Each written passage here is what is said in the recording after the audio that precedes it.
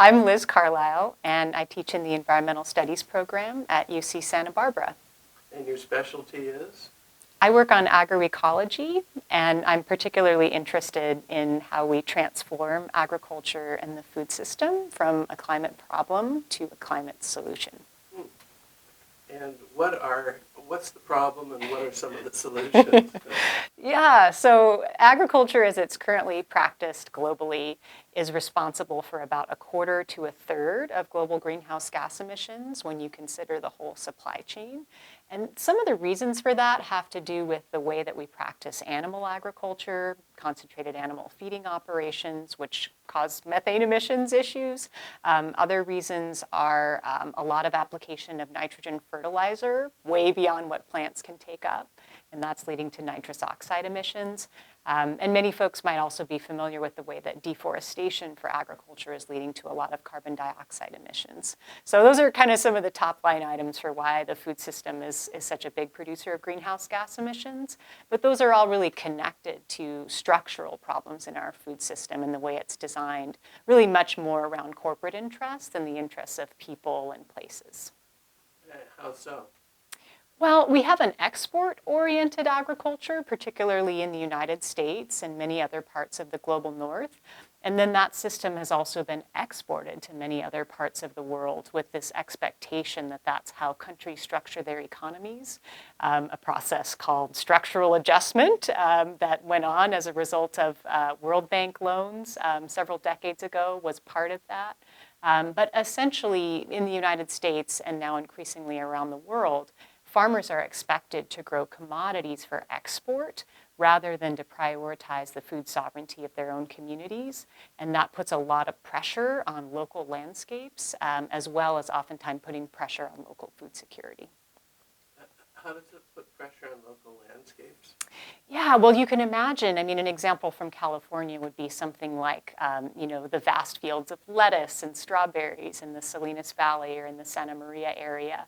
These areas are sort of being asked to produce lettuce and strawberries for the whole rest of the country because that's how the sort of economy flows. But those places environmentally are being really strained by being asked to do that. So those soils and those watersheds are really strained with nitrogen pollution and not having the ability to have those soils rebuilt with organic matter because of that pressure from the lettuce and the strawberries. And it's pressure on the land because it hurts the land and it requires, well, how's it pressure on the land? Yeah, I mean, well, I think for me, what helps is to think about, what have indigenous food systems looked like for thousands of years? Kind of broaden my lens beyond what I've been able to see in my lifetime in looking at agriculture. And indigenous food systems around the world are, of course, built on the assumption that people are going to be in a particular place for many, many generations to come. And they're in a place where their ancestors had been for many generations before them. And so the food systems are designed to meet the food needs of people in that current generation, but also to ensure that those soils and those watersheds are able to sustain food systems for many generations to come. And in a nutshell, one of the really important pieces of that is letting land rest for periods of time. So having a crop rotation, having cover crops that are grown just to feed the soil, not to be harvested every once in a while, having perennial plants interspersed, some of which may produce foods, but some of which may be for habitat and for ecosystem services. So there's a kind of balance between meeting the needs of people now and also understanding that food landscapes have to function just like natural landscapes do if they're going to last. They have to be able to provide ecosystem services for themselves.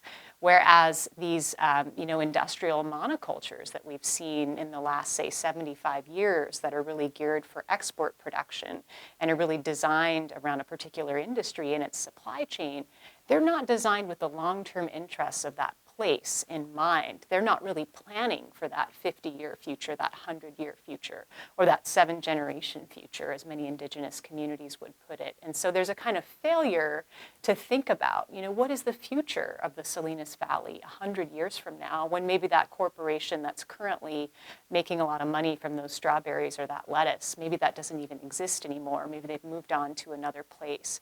And certainly there are many people in the Salinas Valley thinking about those questions, but they don't often have the power to sort of change the decisions about how those landscapes are planned and utilized. And how did it get to that things are planned around export? Is that to maximize short-term profit? Yeah, I mean, it's a really interesting story about how our agricultural system became planned around export commodities. I think it actually goes as deep as slavery and the plantation economy when you think about why were the Americas imagined as places that would have these monocultures of a single crop and labor would be undervalued, and the whole point was for these commodities to be sent across the sea to some other entity, in the beginning, European wealthy entities that were making money off of this system. So I think it goes back that far, and we can really see the echoes of slavery in the plantation system and the agriculture that we have in the US today. But it was deepened also by policy during the 20th century and, frankly, concerns during the Cold War about whether the US would win the hearts and minds of the quote-unquote third world, or whether those other countries would ultimately choose to be part of the communist bloc. And so that was part of what inspired a bunch of policies in the mid-1900s to prioritize export-oriented commodity production so that there would be food aid to send around the world in order to kind of win the hearts and minds of the people of the third world. There was a lot written in the 50s and 60s and 70s about the need to, as Earl Butz put it, the Secretary of Agriculture in the Nixon administration, to use food as a weapon, to literally see it that way. And that sort of flowed right into a period in the 80s and 90s of seeing these countries in the global south as sort of customers for U.S. Chemicals to grow food in this way, to be part of this export-oriented economy. So I think, export-oriented agriculture has really deep roots in global geopolitics, but it's also been reinforced by recent policy. Are you familiar with Narciso Torres? He was the master forest gardener that came here, got an award from the chancellor. And I guess his method of agriculture is to feed himself and the community. Historically, has that been the case? Yeah. I mean, I think agriculture all over the world, there are indigenous systems that were designed around the idea of communities feeding themselves and also taking care of their non-human relatives, and a real clear design for that of meeting the needs of people, but also meeting the needs of all the other beings in the community, be those trees, be those rivers.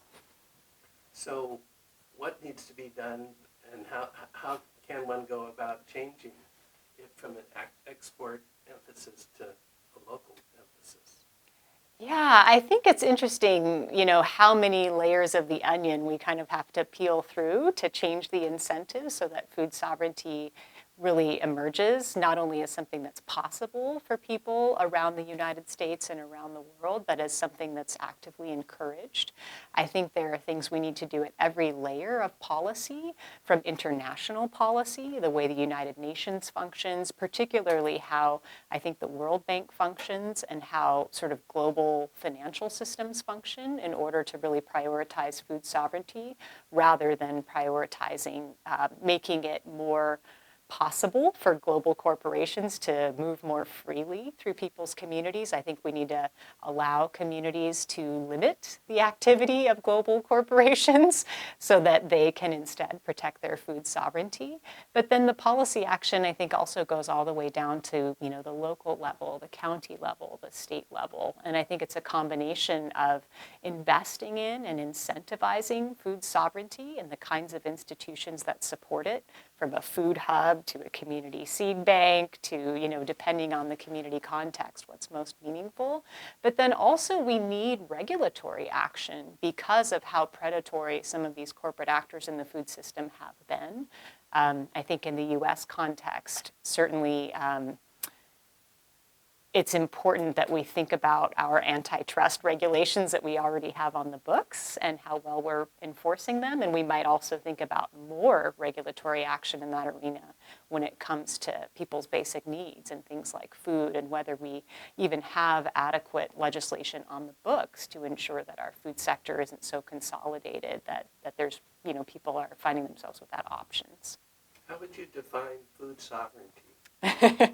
Yeah, I think food sovereignty is the ability of communities to decide what kind of food system they want. And for people to have access to the food, I guess, by the community deciding what system they want. Yeah. So the term I was first introduced to when I was in graduate school was food security. So we need to make sure that everyone has the ability to meet their caloric needs. And then there were some kind of layers introduced on top of that about micronutrients and sometimes culturally appropriate food. But to me, the term food sovereignty means you don't just have access to the calories that you need, or even the micronutrients you need, or even the culturally appropriate food you need, but that you actually have the ability to decide what your food system looks like. And I think that's a really different concept. It means that people have agency over the governance of their food system, how food is grown, where food is grown, and really that connection to land and place, which in some cases means connection to non-human relatives, as opposed to just thinking about people being forced into identities as only consumers of food that's being provided by some other entity that has all the power.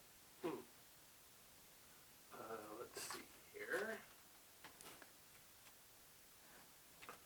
What role does indigenous knowledge play in solving our problems? Yeah, I think indigenous knowledge is central to responding to climate change and certainly central to solving problems with the food system, and why it's currently not only a climate problem, but also not doing a very good job of meeting people's food needs across the planet. I think indigenous knowledge is at the center of the root cause solutions to food insecurity and climate emissions in the food system. And all of the fields that I've studied, including agroecology, emanate from indigenous knowledge and involve, in this case, ecological scholars collaborating with traditional ecological knowledge holders who have devised systems for growing food in ways that are sustainable. Whether you're talking about Mayan forest gardens, whether you're talking about areas of China that agriculture was continuously practiced in for thousands and thousands of years. So it is indigenous knowledge that is going to be the basis of climate solutions and food security solutions in the food system. Is indigenous knowledge similar from one place to another?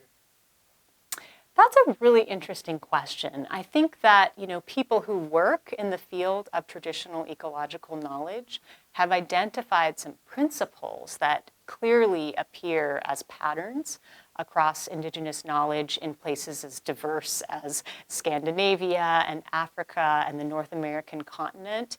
And I would look to a scholar like Robin Wall Kimmerer, who's identified some of those principles and commonalities in that thinking. And, I've learned from her that I think that has to do with people having a really long-term relationship to a place. And so some similar principles emanating out of those long-term relationships. But at the same time, all of those cultures are tremendously diverse.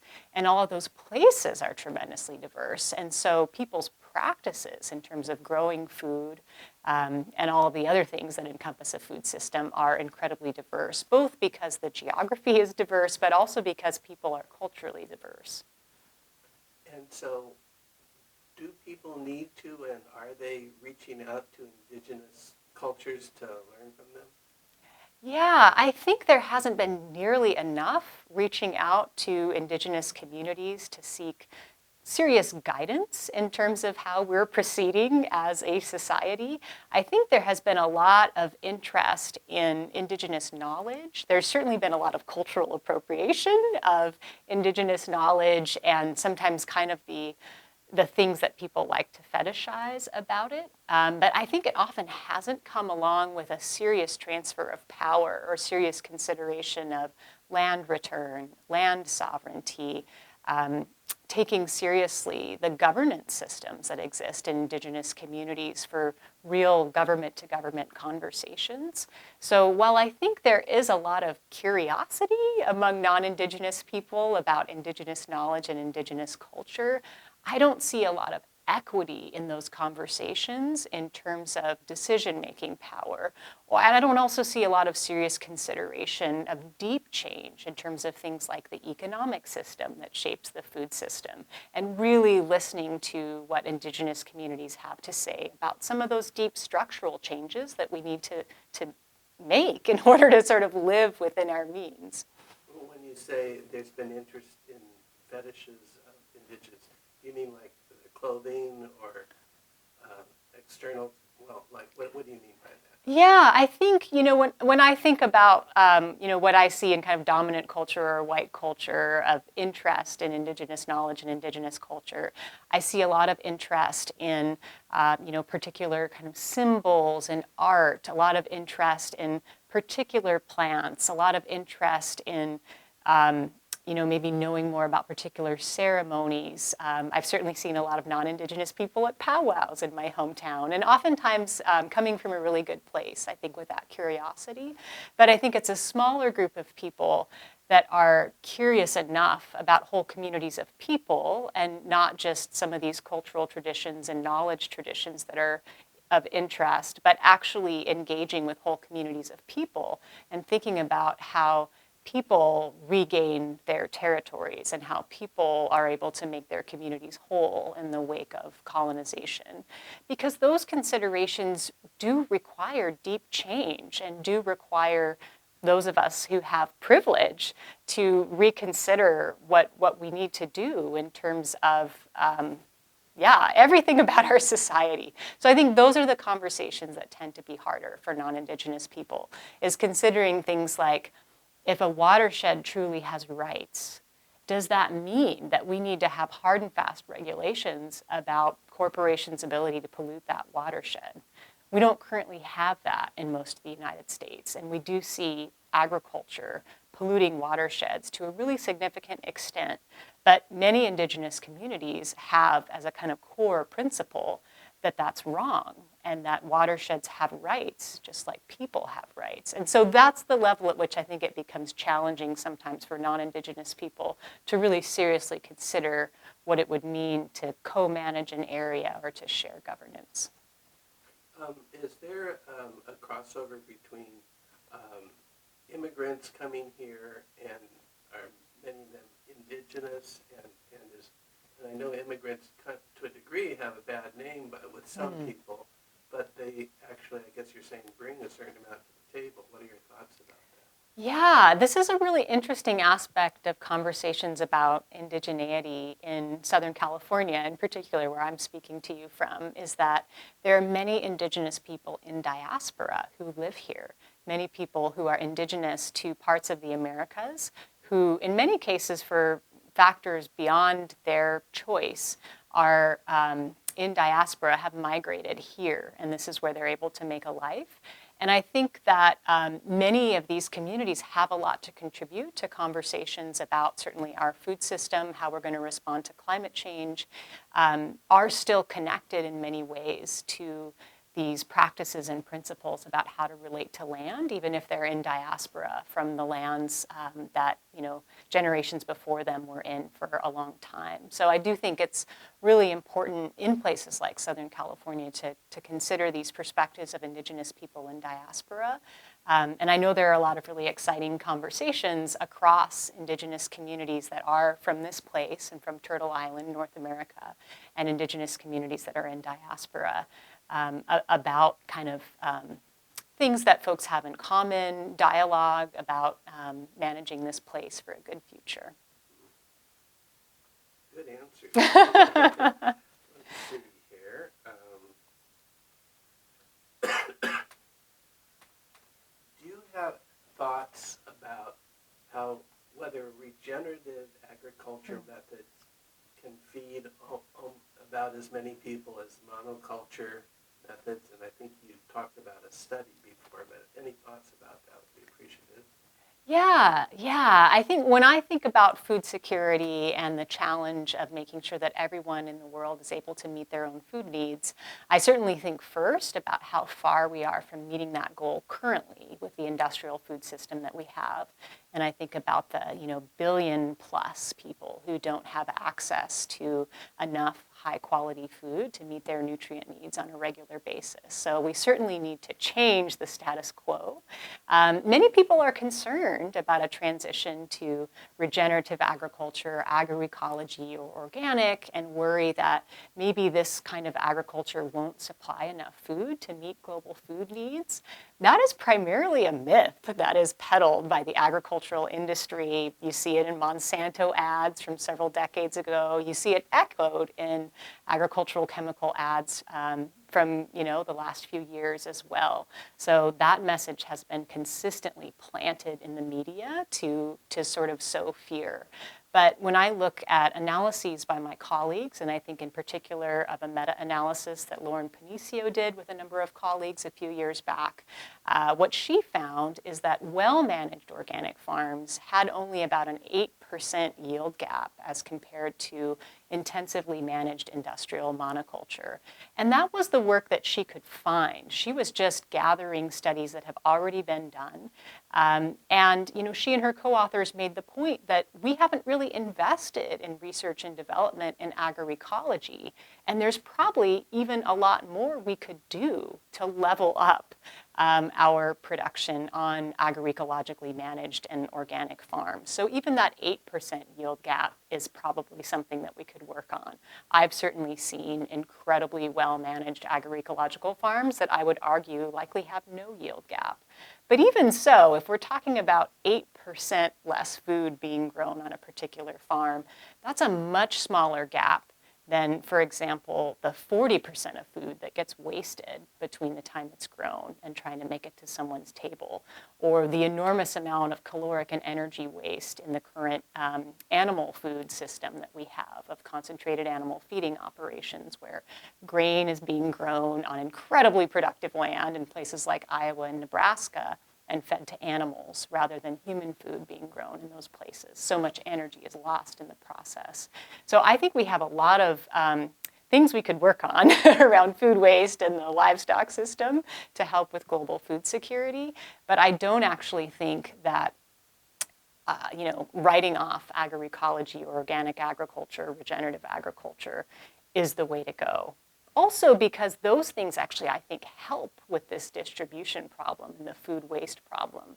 These more local and regional food systems that are based around food sovereignty are planned around meeting people's food needs in a place. And so you don't see that 40% wastage across the food supply chain because people aren't trying to ship it to another country, and because food was grown based on a deep knowledge of what people's food needs would be in a particular place at a particular time of year. And there's an 8% difference from that one study, but that doesn't take into account all the problems created by monoculture that may have more expense and cost to people, right? Exactly, yeah. When we sort of do a true cost accounting on industrial agriculture, we see that there's so many things we're going to have to pay for down the line, whether it's water pollution that then leads to spending millions of dollars on a new water treatment plant for the city that happens to be downstream of that industrial agriculture, whether it's reduction in soil quality that may actually undermine future agricultural production in that area, or certainly if we think about greenhouse gas emissions that result from over-application of nitrogen fertilizer, that's a cost that's ultimately going to be borne by people all over the world. So absolutely, I think oftentimes when we think about these kind of yield comparisons between industrial agriculture and agroecology or regenerative agriculture, we're not really doing a true cost accounting, and we're not really thinking about our ability to feed ourselves over time, which is of course really important as climate change will make that ever harder. So we should certainly be practicing agriculture in a way that stewards our resources so we're ready to adapt to it. And I guess there's a cost to communities that they're not farming, and loss of jobs and quality of life, as well as health, maybe from some of the pollutants and chemicals and all. Yeah. I mean, Walter Goldschmidt did an amazing study in California, an anthropologist who was actually working for the USDA in the 1940s as we were starting to transition to a much more industrial agriculture in the US, and as agriculture was starting to become more concentrated, both in terms of farms being subject to these kind of get big or get out expectations, but also what was that? Get big? get big or get out, yeah. Earl Butz' famous line from when he was Secretary of Agriculture in the Nixon administration. But those ideas were actually starting to percolate in the 40s when people like Earl Butz were younger before they got into a presidential administration. And so Walter Goldschmidt, this anthropologist working for the US Department of Agriculture, had this amazing example to look at this natural experiment of two California cities that were relatively similar in many ways, except that one had already industrialized its agriculture and one had not. So one had a much more concentrated industrial agricultural supply chain, and one had an agricultural sector that looked more what you might expect in the late 1800s or early 1900s in much of the US, a number of small family farms. And Walter Goldschmidt documented this laundry list of social and economic problems that resulted in the rural community where industrial agriculture had already taken root, from lower civic participation to issues with community mental health, because the community had emptied out of people and of social institutions. And so absolutely there were environmental issues, but there were also social and economic issues with this transition. Interesting.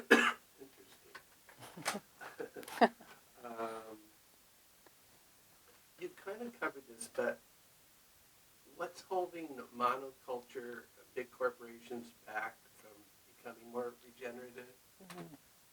Yeah, so in the United States, we subsidize industrial monoculture. And in the past, we used to do this primarily through direct payments. If you planted a certain number of acres of a qualifying commodity crop, like corn or soy or wheat or rice, you would literally get a payment from the federal government based on the acres that you planted in that crop.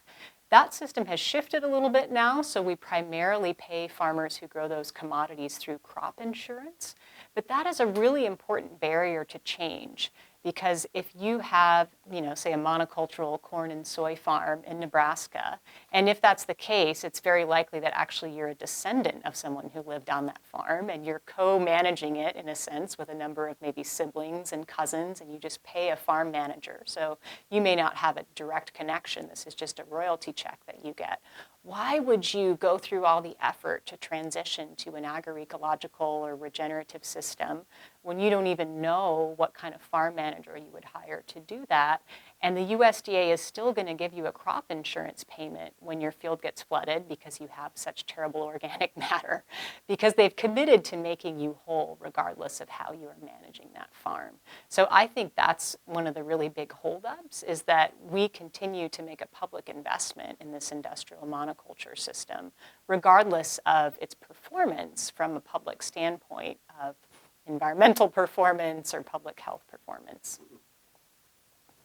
And of course, there are many interested corporations who spend literally billions of dollars lobbying in Washington, D.C. every single year in order to keep the policies this way, and in order to limit regulatory policy that might actually look closely at, hey, what is the cost of the water quality problems that emanate from these industrial agriculture systems, and should we make the polluters pay? There's a really famous story from Iowa of an attempt by Iowans to hold those agricultural polluters accountable, and a huge lobbying effort by industry, and ultimately a state legislature action that made it very difficult to hold those water polluters in agriculture accountable.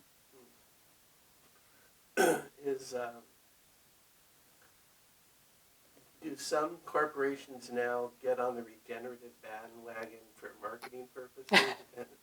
and although is there some sincere reasons too, and who are those?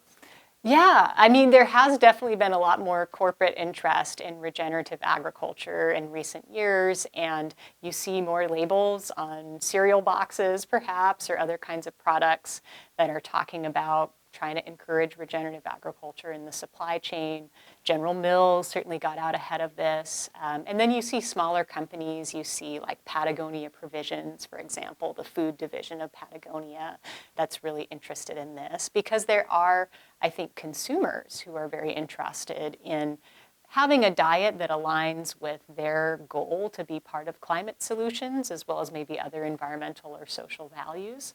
But unlike organic, regenerative doesn't have a legal definition. So in the beginning, actually, organic didn't have a legal definition either. It was a movement in the 60s and 70s, and then a bunch of different organic certifiers got going in the 70s and 80s, each with their own rules. And if you wanted to get a certification from California Certified Organic Farmers, you had to meet their standards. If you wanted a certification from Oregon Tilth, you had to meet their standards. But ultimately, there was a process of codifying the national organic standards. And when you see that USDA seal, that means that a farm has undergone an inspection to that standard, which has a legal definition in the United States. There was a law that was passed in 1990, and then there was a lot of rulemaking, and in the early 2000s that was hammered out. There is no legal standard for regenerative, so people can kind of make whatever claims on their products they wish. And there is, I think, a spectrum from companies that are really serious about trying to encourage soil health practices and cover cropping and perennial crops and things like that, and companies where maybe this project lives more in their marketing division than their operations division. Is it just the nature of the beast that's hard to quantify regenerative practices, or?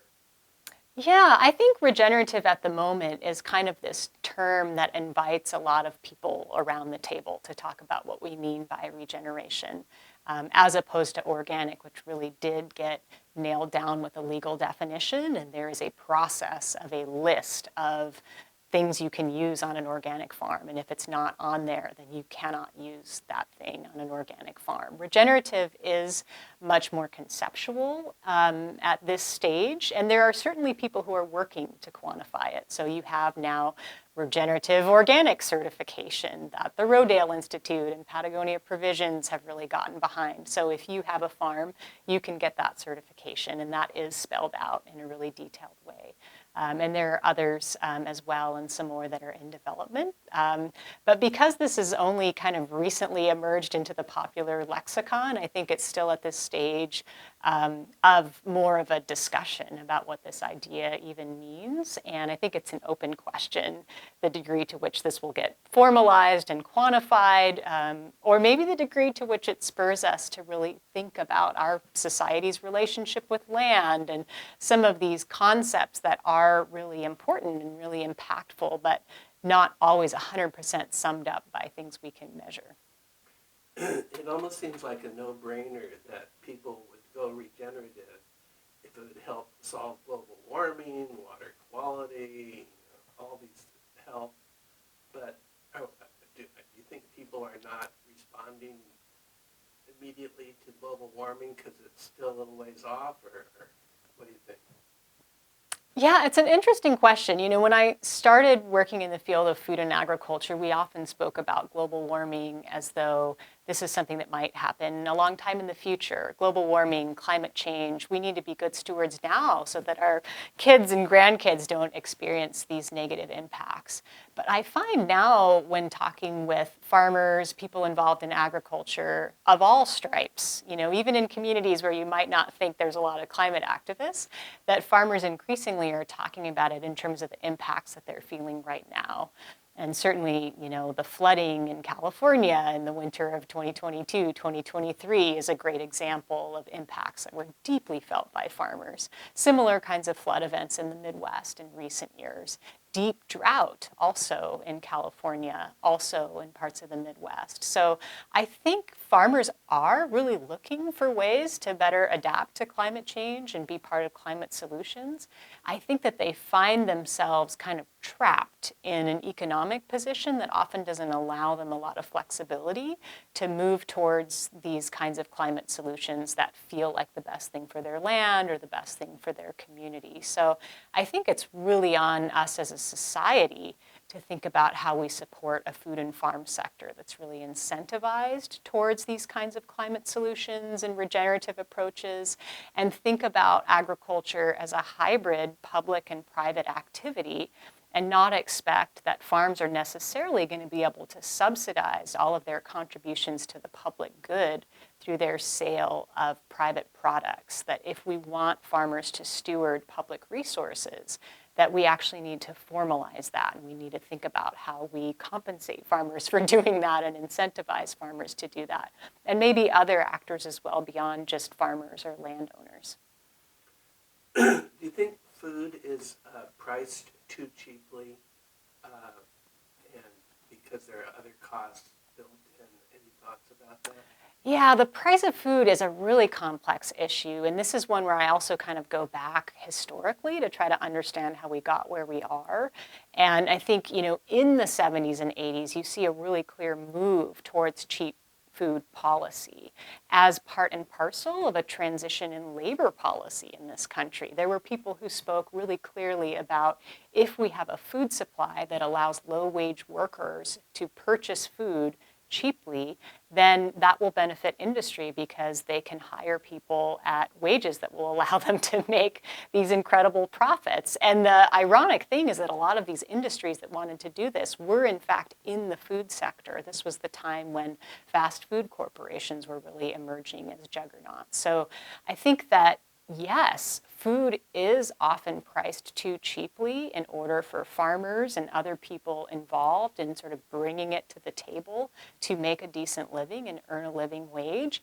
And there's also lots of other people outside the food sector who aren't earning a living wage, which is why food has to be priced so cheaply. So it was really interesting for me to see the sort of sustainable food movement ally really directly with the movement for a living wage in recent years, and to see a lot of conferences where people were presenting about, the fight for 15, and also presenting about cover crops, because people had really grasped that these two issues are linked, and that you can't really advocate for paying the real cost of food and making sure that farmers can earn a decent living if you're not also addressing the ability of the average American to pay that real cost of food. That as a society, we've stopped paying as much of a percentage of our income and our wealth for a healthy food system. But we have a really inequitable society. So if we want to change that, we can't put that all on the backs of low-income consumers. We actually have to raise everybody's wages in order to make it possible for everybody to pay the real cost of food. Is part of the solution more education for both the public and for corporations or legislators? Yeah, I think all of us sort of being more aware of our food system and where our food comes from, feeling a connection to what some people call our food shed, the places where our food comes from, is definitely part of feeling like we have a stake in their future. But I think more education isn't enough. I think there's also a clear power differential that's leading to some people's interests being prioritized over other people's interests. But certainly, I think, just feeling more aware and more connected to our food system, rather than feeling like things that we eat come from this anonymous supply chain that we have no control over. I think it's important to feel that sense of connection. And maybe, that's an important first step among others. If people grew some of their own food, that might make them more sensitive to the issue? I think everybody should have the ability to grow their own food if they want to, and I'm a huge proponent of community gardens, community farms, programs that help facilitate people growing food in their homes if they have space for that. And I think for many people, that's a core aspect of food sovereignty. For many people, that's how they access cultural foods that they can't necessarily find in a supermarket or even a farmer's market nearby. I think it's also, for many people, a way to sustain connection to the earth, maybe sustained connection to cultural traditions that have to do with connection to the earth. So I think everybody should absolutely be provided with the space to grow their own food if they want to. I think one of the big challenges in our society is not just the space to grow your own food, but the time. And so that kind of comes back to these labor issues as well, is what does it mean for our society to actually value things that we do outside of our identities as wage workers, like growing food for our communities and our families, or stewarding the land where we live. And so I hesitate to kind of recommend that everybody grow some of their own food, because I know that that's not as possible for some people as it is for others. And oftentimes the very people that we most want to uplift in this food sovereignty work, their barrier to being able to grow some of their own food is a time barrier as a result of having to work 2 or 3 jobs just in order to make rent. Being in my 70s, 71, I've run across people who are retired and have a lot of time on their hands. I guess it'd be good if more older people started growing stuff. And plus, it seems like it'd be good exercise and mentally healthy. Yes, yeah. No, I think Bill McKibben is 100% right, that older Americans have a really big part to play in the climate movement in general. So Third Act, an amazing organization. And I do think that, yeah, food sovereignty is a big piece of that. And I think also, intergenerational experiences around food are really powerful. I work with young people here at UCSB, mostly people in their early 20s. And when we talk about why they got inspired to study agroecology, transforming food systems, or policy issues connected to the Farm Bill, so many of them mention a grandparent or an aunt or an uncle, and maybe somebody who they'd always knew had a connection to a cultural food or had a garden or something like that. But as they got older, they started to appreciate just how profoundly wise that person was and the things that they were sharing around those traditions. So I think those intergenerational connections around food are really, really important. And it is the case in the United States today that older people have a lot more knowledge around both growing and cooking food than oftentimes younger people who haven't had those kind of opportunities or experiences.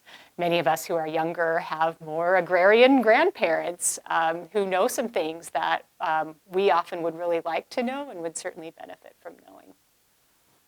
Well, you're giving me a bunch of great information. Do you have a little more time? Yeah. Okay, thank you. Let's see what else I want to ask you. Could you give me a quick once over how global warming is it could be helped with carbon going back into the earth and the earth transfers it. What's that all about? In a nutshell, if you can. Yeah, so many people are asking me about so how does regenerative agriculture help the climate problem, and how specifically can we draw down carbon from the atmosphere through different agricultural practices? And so the answer is that we partner with these amazing wise beings called plants, right, when we're engaged in agriculture. And plants pull carbon out of the atmosphere through their own growth processes, and they direct it into the soil through their roots. And particularly when we have plants in the ground all year round, so a balance of perennial plants, and then when we grow annual plants, replacing one annual plant with another in succession. When we have those roots in the ground all year round, those plants are constantly working to draw that carbon out of the atmosphere. And then with their partnerships with the microbial community, they're sharing that carbon into the soil as microbial food. And those microbes are ultimately metabolizing some of that into these deep layers of the soil, these mineral associations where it will stay sometimes for eons. And so having an adequate plant community is really, really critical to having our carbon cycle in balance. Having a lot of bare ground is not good for having our carbon cycle in balance. And regenerative agriculture is really about having those roots in the ground all year round and planting our farms in ways that we do have plants on the land, both perennials and also annuals in succession, and that we don't leave the ground bare in the winter, but we plant a cover crop or something like that. And we keep thinking about ways to add that carbon back to the soil. even through our amendments, things like compost, things like mulch. But the plants are really the key in their root systems to continuously pulling that carbon out of the atmosphere and giving it back to the soil. And what's the problem with large farm machinery digging the ground? Yeah, so tillage is part of the issue with agriculture as it currently stands as well. And I will say that there are many different kinds of tillage, so not all tillage is created equal. But some farms use a lot of tillage, so they plow the soil multiple times a year with really heavy machinery. And what that's doing is it's disrupting the ecosystems in the soil. It's disrupting the networks of fungal hyphae. It's disrupting the microbes that are helping metabolize carbon and contribute it to the deep mineral layer in the soil. And so if on farms we're continually disrupting those soil microbial processes, we're releasing carbon to the atmosphere in the process. We're often releasing nitrous oxide as well. And we're not necessarily doing enough to steward the soil ecosystems that actually store it and help put it back. Tillage on a smaller scale can be a different kettle of fish. By the way, what's this behind you in your office here at UCSB? Yeah, so this is a mural that was created by a former student who taught a muralism class here at UCSB right after he graduated and has a lot of agricultural themes in his work. And of course, muralism is a huge part of how agricultural knowledge has been transmitted in Southern California. So I felt like this was an important nod to, agricultural knowledge doesn't just live at the university. Well, and is there a lot more interest now in young people going into ag than there had been a generation ago? Yeah, I think it's really interesting in terms of young people seeking out an education in agriculture. For many years in the second half of the 20th century, there were these declining numbers of students in the agronomy major and the horticulture major, and a lot of concern. But at the same time, there have been increasing numbers of students in environmental studies and seeking out food systems programs. There are now minors and majors across the country in food systems and agroecology. And I think that points to a lot of hunger among young people to be part of climate change solutions, to be part of social justice solutions, to be part of practical hands-on work that feels like it's building the world they want to live in rather than just talking about problems. So absolutely, I've seen so many people at UC Santa Barbara and honestly across the country when I go give talks who are really passionate about building their skills as a food system leader, whether that's going to be their career or whether that's a really important aspect of who they are and how they live their lives. In the 60s and 70s, there was the movement of getting back to the land.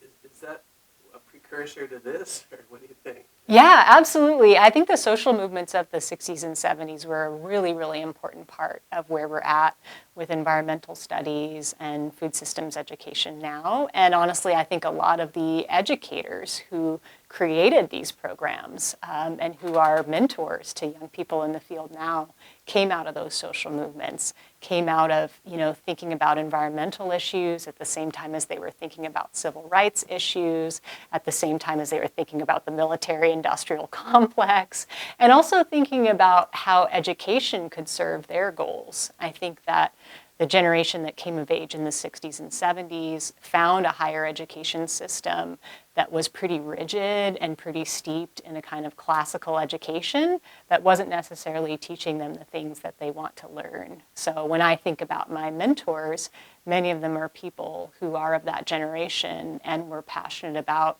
teaching in college in a different kind of way that felt more responsive to the social issues of the time and was really more focused on training people to go out there and build solutions in their communities. I'm glad to have been a part of that. Yeah, no, we wouldn't be here. I don't think I would have gone to college if it had looked like the kind of college my mom experienced. I would have heard like a few verses of whatever Greek text and been like, I'm out of here, like this isn't for me, So. And where did you grow up? When were you part of the farm? I grew up in Montana. My grandmother lost our family farm in the Dust Bowl. So I'm one generation removed, I guess, from a direct connection with agriculture. But growing up in Montana, in Missoula, Montana, there were so many students who came into my high school from surrounding farms. And so I was often hearing stories, people who had to milk a cow before they came to high school in the morning. That was a kind of part of my awareness as a young person.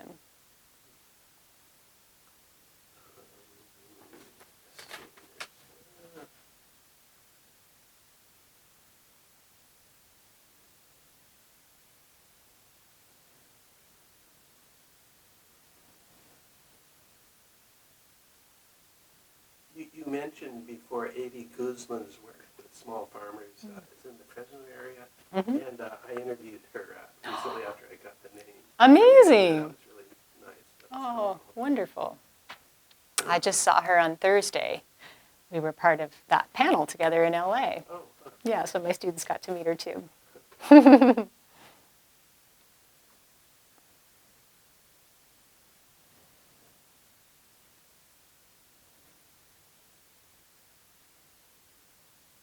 Are there any particular cultures that are famous over history for doing regenerative ag, or were they kind of all?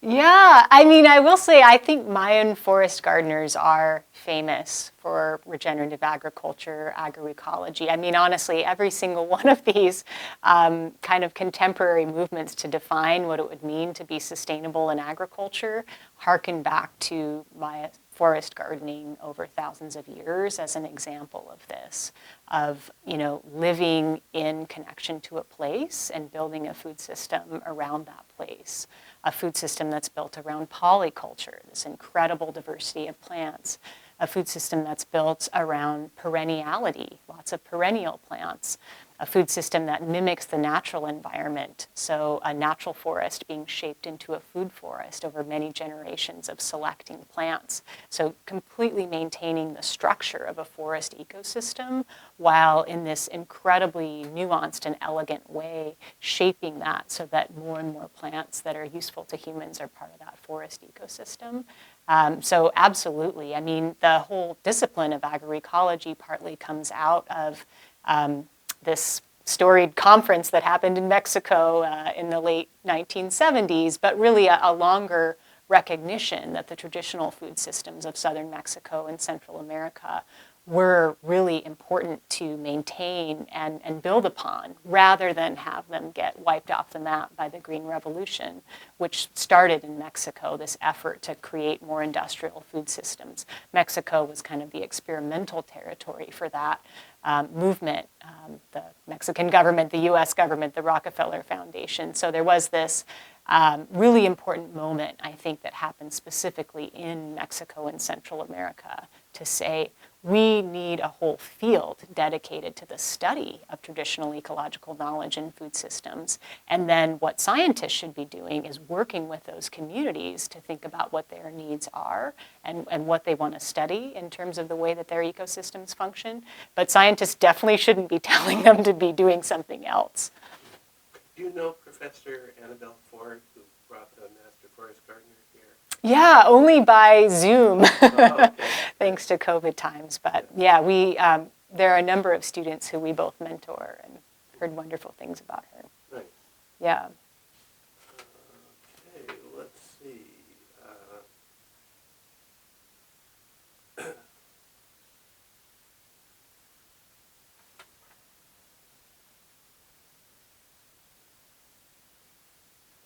Tell me a little bit about what George Washington Carver did that you talked about in your talk before. I wasn't aware of that.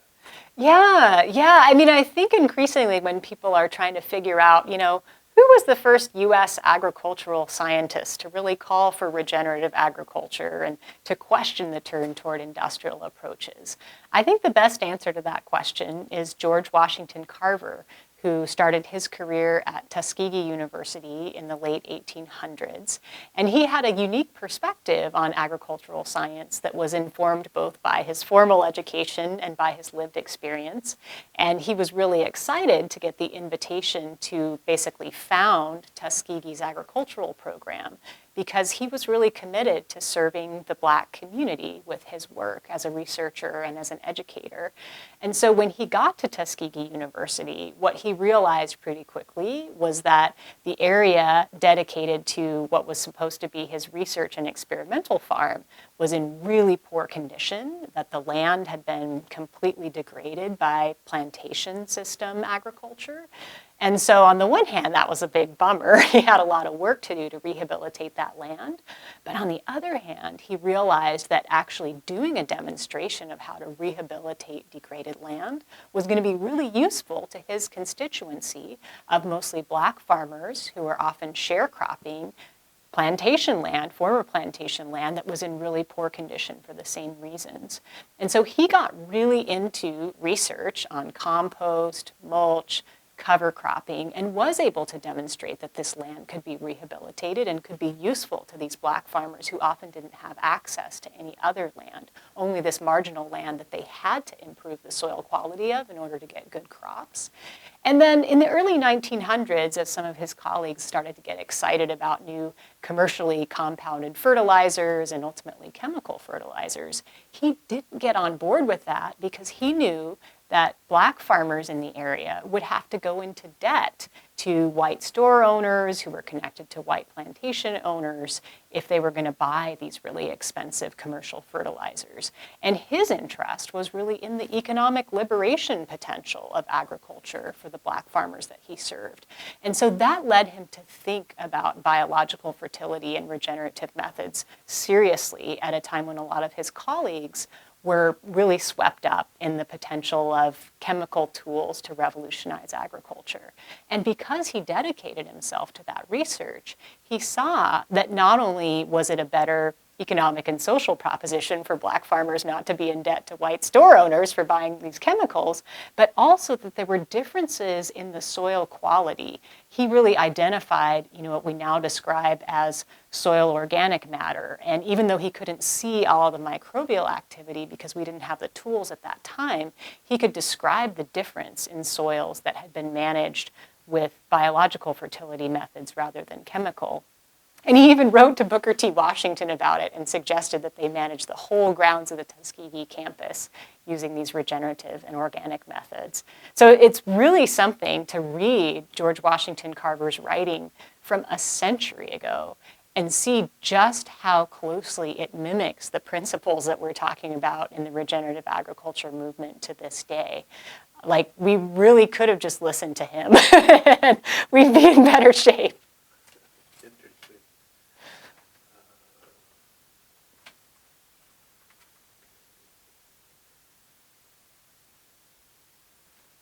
Say 95% of ag land is white-owned and in the hands of corporations. Can you tell me that again? Yeah. So the statistic I've been referencing, Leah Penniman has a new book out called Black Earth Wisdom. And in this book, the statistic she cites is 94.6% of agricultural land in the United States is white-owned. And increasingly what's happening is that those land holdings are becoming more and more consolidated, and increasingly also financial institutions are investing in farmland. So land is being bought not by people who are interested in farming it, living in that place, stewarding the land, but literally as a financial asset. TIAA is very famous for grabbing up a bunch of land in the Mississippi Delta, for example. Harvard's endowment is now very famous for grabbing up agricultural land in northern Santa Barbara County, as well as other places around the country and around the world. So yes, agricultural land is predominantly white-owned and increasingly being managed as a financial asset rather than, being owned by people who have a commitment to the place. Which I guess makes a big difference. Huge difference, yeah.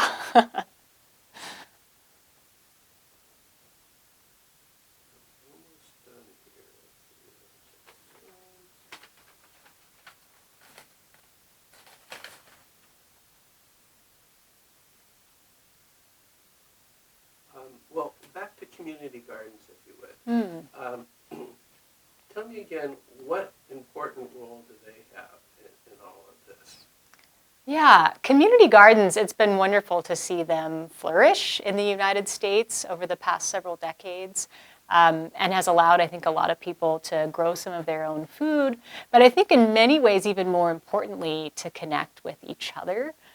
Something that we do not have in the increasingly concentrated and industrial food system in the United States oftentimes is an ability to grow food together or share recipes from our cultural foods or share knowledge about how we manage a particular pest or how we manage fertility with compost or things like that. So I think the interactions that people have in community gardens are a really important space for both maintaining and also creating anew some of this agricultural knowledge, food knowledge, and also just the kinds of relationships that people build through being part of a food system together.